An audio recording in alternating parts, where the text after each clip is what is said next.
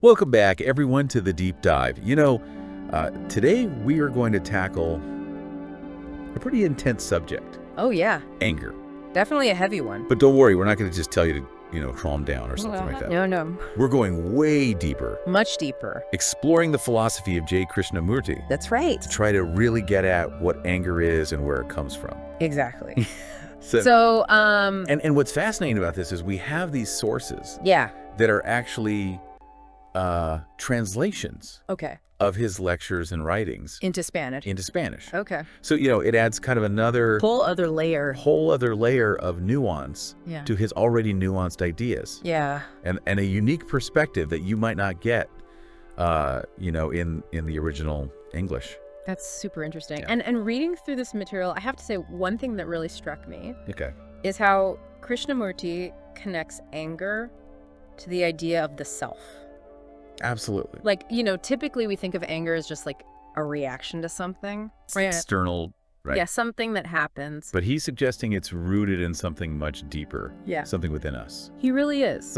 So He argues that anger isn't just like a fleeting emotion. Mhm. It's this complex psychological process Yeah.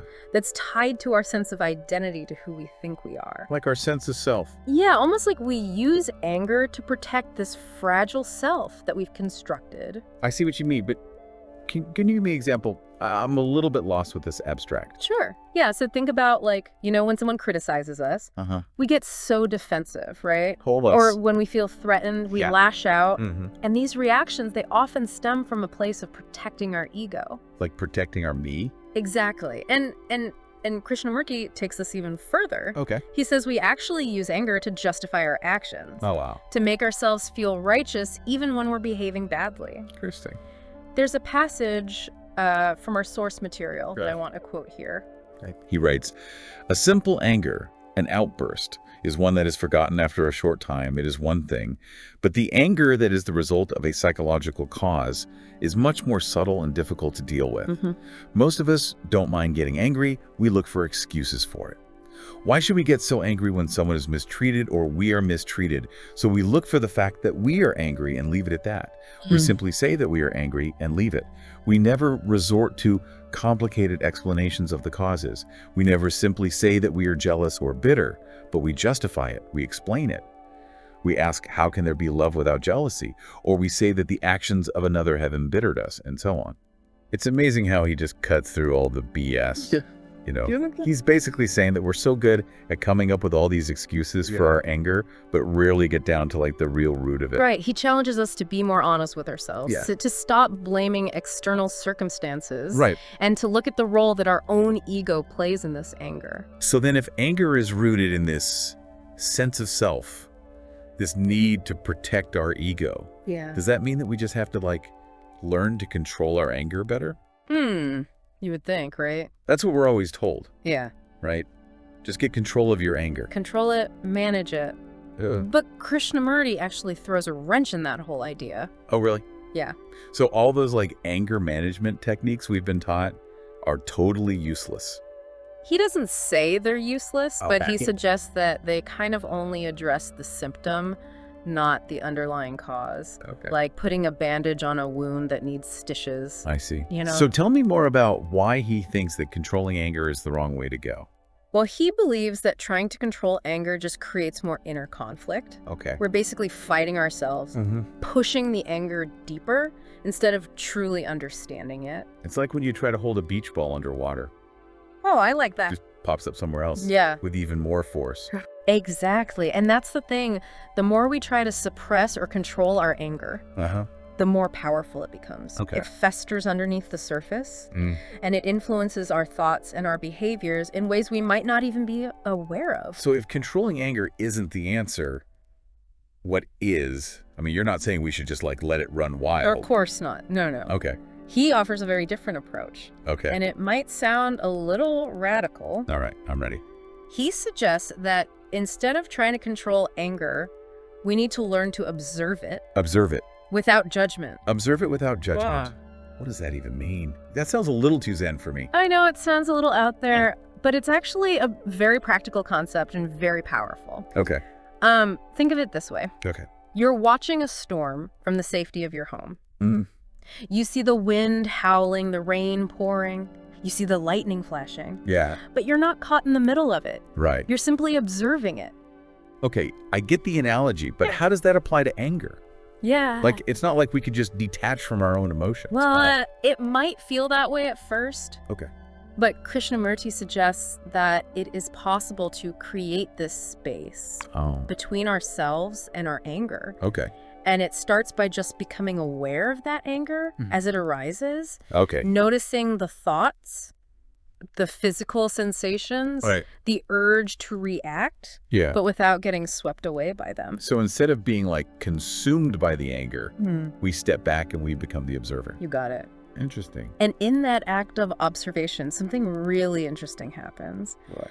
We begin to see the anger for what it truly is, And what is that? a temporary state, a passing phenomenon. Okay. It's no longer this overwhelming force that controls us. Wow. That's pretty mind-blowing. Isn't it? I have to be honest, though, I'm struggling to imagine Yeah. how I could actually do that in the heat of the moment. Right. Like if someone cuts me off in traffic, Yeah. I don't think I'm going to be able to just calmly observe my anger. I hear you. It definitely takes practice. Yeah. But remember, Krishnamurti emphasizes this is a process.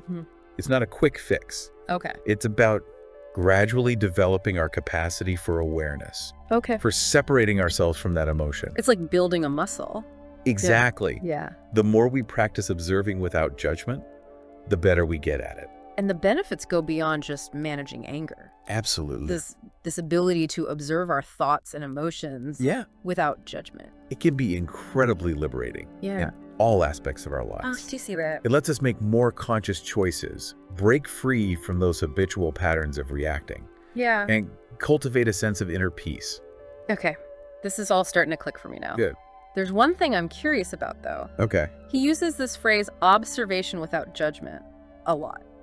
Yes, she does. And I think I understand, like, on a basic level. Yeah. But can we dig into that a little more? Like, what does it really look like to observe anger without judgment? Yeah.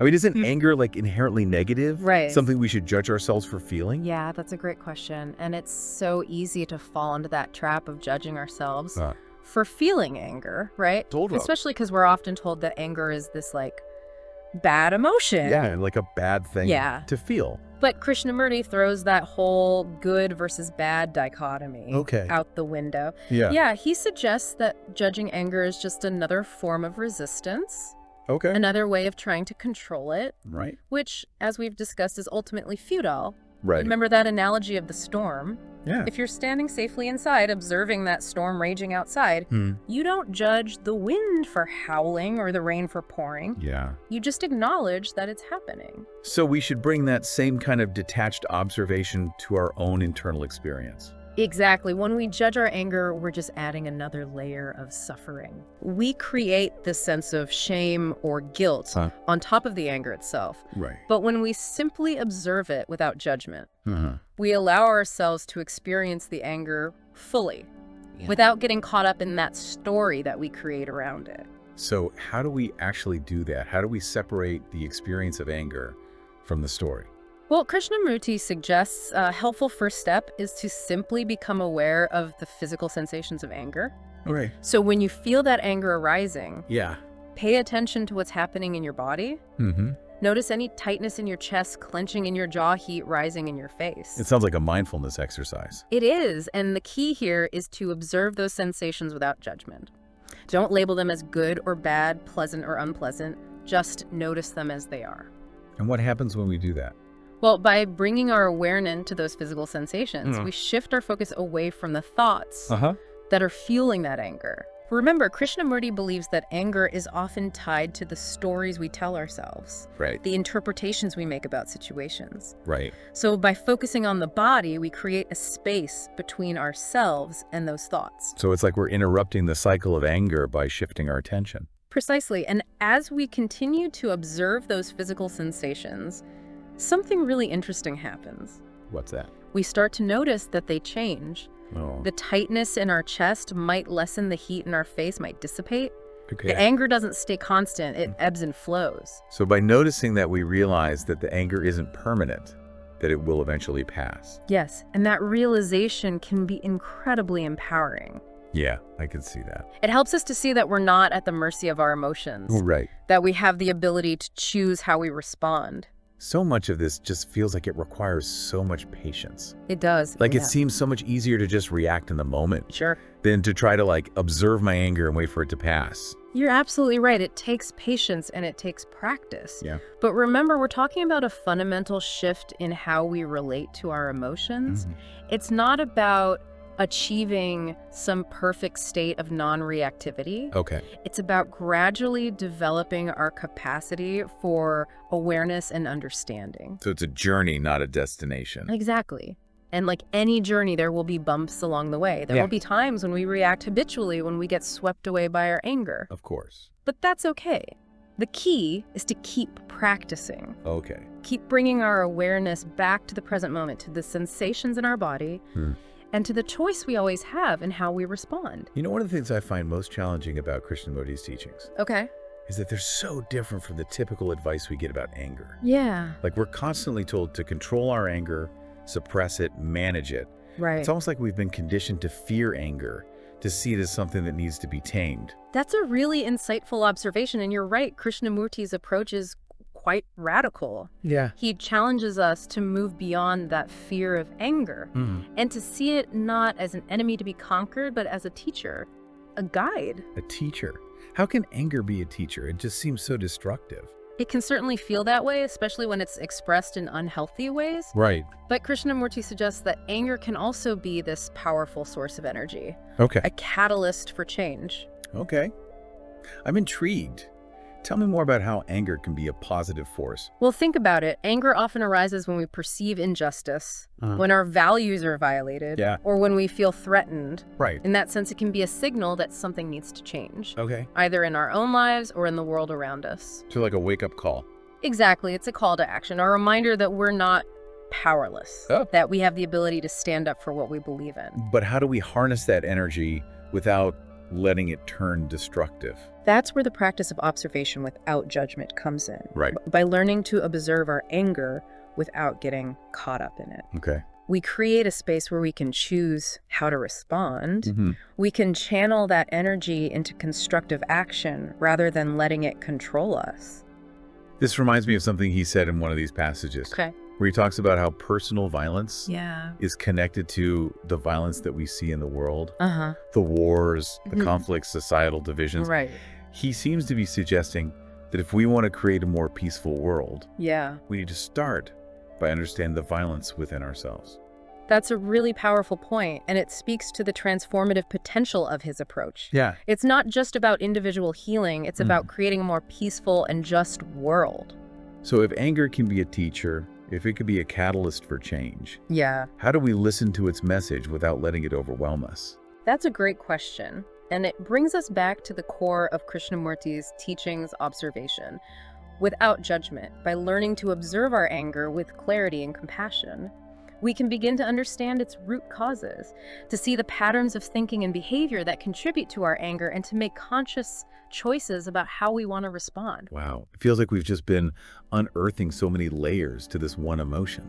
It's true, and that's what makes Krishnamurti's perspective so fascinating. Yeah. He doesn't offer these easy answers or quick fixes, Right. He invites us to really delve into the complexity of anger, to understand its nuances, its potential. And one of the things that we keep coming back to is this idea that anger can actually be a source of energy, Yes. this catalyst for change. Yeah. But I'm still grappling with how to reconcile that with the destructive side. It's a delicate balance for sure. And that's why this practice of observation without judgment is so crucial. It allows us to harness that energy, to channel it in a way that's constructive rather than destructive. Can you give me an example what that might look like in real life? Sure. So let's say you witness some kind of injustice, Okay. maybe someone being treated unfairly. Yeah. And your initial reaction is anger, this surge of indignation. Now, instead of letting that anger fuel an impulsive reaction, Okay. you take a moment to observe it. Right. You notice that tightness in your chest, the heat in your face, the urge to lash out. Yeah. But you don't give in to that urge. Okay. You create space, you breathe, You allow the anger to be there without judging it. And what happens in that space? Well, in that space, you have a choice. Okay. You can choose to react habitually, to let the anger dictate your actions. Yeah. Or you can choose a different response. Right. You can choose to channel that anger into action that aligns with your values. Maybe you speak up against the injustice. Maybe you offer support to the person who was wronged. No. Maybe you work to create some systemic change. So it's about transforming the energy of anger into something positive, something that creates change. Exactly. And that's what Krishnamurti means when he talks about anger as a catalyst. Okay. It's not about condoning violence or aggression. It's about recognizing that anger can be this powerful force for good Right. when it's understood and channeled wisely. That makes me think of something else he said that really stuck with me. Okay. He said, freedom is not a reaction, but rather the state of mind that results when we understand the reaction. I love that quote. It feels like he's talking about some kind of liberation that comes from understanding our anger. It's such a profound statement, isn't it? Yeah. He's suggesting that true freedom lies not in controlling our anger, but in comprehending it. Right. And that comprehension arises through observation. So we're back to observing anger without judgment. Full circle. Yeah, it feels like that's the key that unlocks so much of what he's talking about. It really is. It's the foundation for everything else, and it's a practice that can be applied. Not just to anger, but to all of our emotions. To all of our experiences, really. Exactly. It's almost like a way of life. It is. And it's a way of being that fosters peace, both within ourselves and in our interactions with others. This has been such a journey. Yeah. Exploring the depths of anger, Yeah. its connection to the self, Yeah. the illusion of control, this transformative power of observation. And we've discovered that true freedom lies not in suppressing or controlling anger, Right. but in understanding it, in seeing it clearly without judgment. His perspective is so radical, so Yeah. different from the way we're normally taught to think about anger. It is, but it's so liberating. It is. So empowering. Well, listeners, we've reached the end of our deep dive into anger. We have. But this is just the beginning of your own exploration. That's right. Take these ideas, these insights, and see how they resonate with your own experience. Remember, the path to understanding anger is a journey, not a destination. Yeah. And it's a journey worth taking. Thank you for joining us on the deep dive. May your journey towards understanding anger lead you to a place of greater